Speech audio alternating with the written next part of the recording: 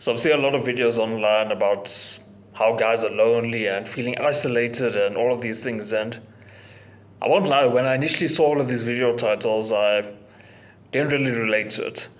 I was such like, no, I mean, I've never felt lonely, those sort of things. But that's what happens sometimes on self development. You kind of forget some aspects of what your life used to be like. But I kept seeing these titles and I sat back and said, wait, I'm 22 now for context, and around about the age of 16, I actually related to this very strongly without directly being aware of it. I had bigger problems at play, so I didn't really realize that loneliness was one of them at the time.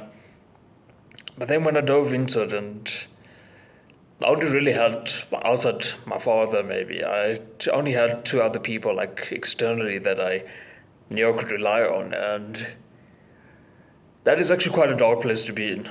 And now when I look at where I'm at now, I think what has made the biggest difference, I know this is kind of a lame answer, but my woman makes a big difference to this. To be clear though, say if something happens to me, a woman, and I do now have a better support structure around me. I have a lot of close friends, five, six, seven, eight of them now that I really do know has my back. So I want to talk you through how I got to this point and hopefully provide some hope to a young man watching this. So yeah, I think the easiest way is actually finding a woman. And I know that's not the answer you want. I'm actually going to make a video that's going to be releasing quite soon. I actually might even release it before this one on how to get girls and all of that. And that's a really tricky topic. There's so much I have to say about it. I can't really cover it all in one video, but I'll do my best to give the most important stuff in one video. But having a woman by your side that supports your goals, supports your ambitions, and genuinely just gives you something to look forward to in the future beyond like this hard work and all of that really is refreshing.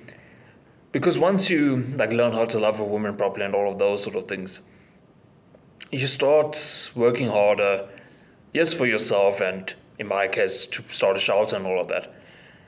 But you also start realizing that you have someone to support, and having someone like that you can see physically in front of you that you want to support, that gives you a lot of motivation, gives you just a lot of fulfillment, and that gets rid of the loneliness aspect to some extent. But beyond that, it also is you get to spend a lot of time with her, depending on like the sort of relationship you have. Obviously, then there's a whole thing on guys like Hamza and all of that saying that you shouldn't spend too much time with your women because it screws up polarity and all that. And frankly, that might be the case in some relationships. I can't account for every single one of them. But in my case personally, it hasn't affected polarity, and if anything, there have been periods where we haven't seen each other for like a week or so, and I found that that was actually more harmful for our relationship than not seeing each other more frequently. But again, I digress. I do think I need to talk to you about solving loneliness without like getting women, all of that though. A lot of guys I think resort to video games, and video games gives you a fake sense of having a social circle. I remember I used to be quite big into Clash of Clans, and you're all in this clan, and probably changed now, but I know back when I used to play, it was 50 in a clan, and it's like, okay, I have 49 people to talk to. This is great. But at least in my case, none of those guys I actually got to meet in real life. So fair enough. I knew some guys at school that would join the same clan as me. Sure, I knew them. But the other people in my clan, I literally never knew them and never will get to know them. And this is the sort of problem that I believe online gaming causes, in the sense that it makes you a bit lazy to go out and socialize because you have this false sense of thinking you have a social circle when you don't. Social media is another thing that does this. Like, look at Instagram as an example. On Instagram, you probably have 200, 300, 400, 500, however many hundred followers. And be real with yourself. On a daily basis, you're probably speaking to 5 to 10 people, like on a proper basis, beyond like just greeting them, asking how they are and all that.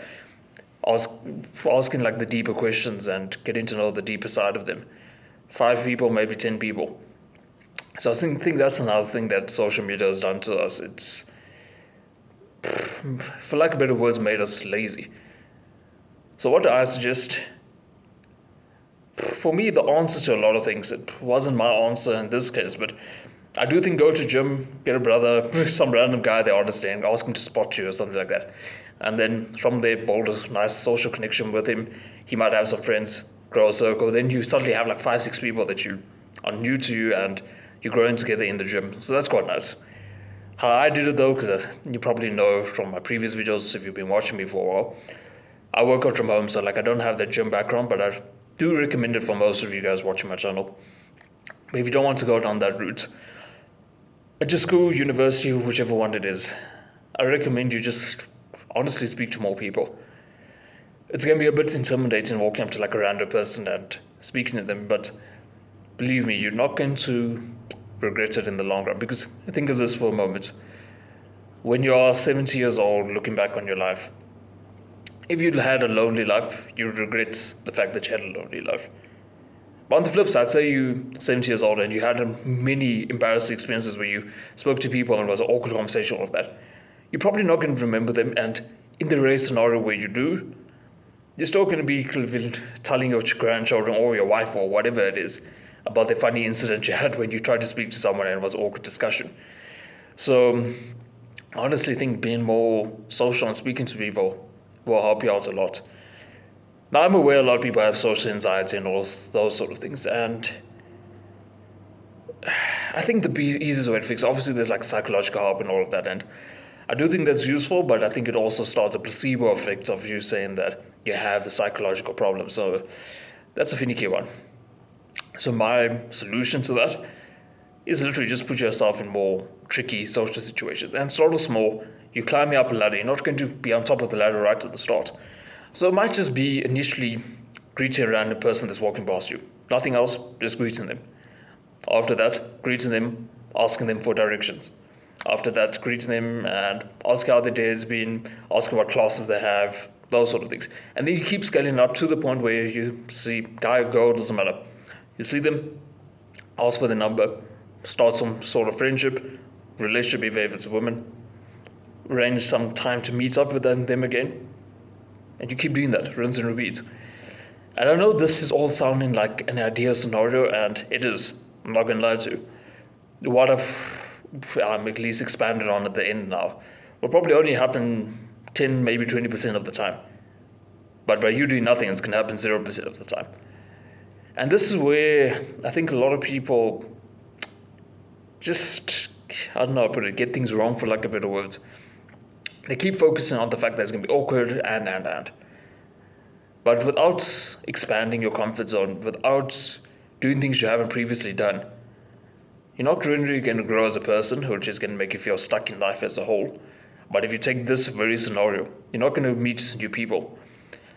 Another interesting thing that I haven't done, but my woman's actually done to some extent and helps out a lot, is she's joined like a lot of social circles. Like, what I mean by this, the church, they have like this youth thing, or actually not quite youth, like the teens and unders sort of thing, what I've gathered at least, where they just meet up every Wednesday and Sunday, spend some time together, be social, get to know other people, those sort of things. And it's all facilitated by the church, all free, all good stuff. And she's met some good friends, good people through that. And what I'm saying is that was like relatively low effort. She just signed up for this thing, remained disciplined, and went every week or twice a week for the matter. And a nice social circle started from that. Like, she has this group of 5 girls, I believe. And like, they went to the movies recently, we had a fun day together. And they often meet up for like coffee, those sort of things. And guys can do the same thing. I mean, church is like a gender neutral thing. But I mean, honestly, keep forgetting to mention this, but I have a Discord server, join that. Once I grow a bit, I can facilitate meetups and whatever. Currently I only have like 20 men in there. But side rants, I know this channel is going to blow up very, very soon. Like, I'm giving it about 2 or 3 months. I hope I'm not wrong, but 2 or 3 months and this channel is going to have taken off the way I've always wanted it to. And once that takes place, there will probably be 1, 2, 3 guys in my Discord server that's near you. Clearly have the same interest in you and being in the same Discord server as you. And through that, meet up with them. I'll facilitate meetups as well if there's people in my country. I'm in South Africa out of interest. But yeah, I think this is the sort of things you can do. And if you really look at it, the root of your loneliness is the fear of not putting yourself out there. And I keep making this point. It sounds like I'm getting old or whatever the case is, but when you're 70 years old, you're really not going to remember the awkward moments or the moments where you exposed yourself or went out of your comfort zone. You're not going to remember them. If anything, you might remember them in a good light, but you'll never remember them in a bad light. On the flip side, you'll remember it if you don't do these things. You have this regret, you'll be dreading your life, those sort of things. So just keep these thoughts in mind. Be more social, be more outgoing, and get things done. Socially, but also in other aspects. With this said, bro, I'll see you in the next one to become a better man.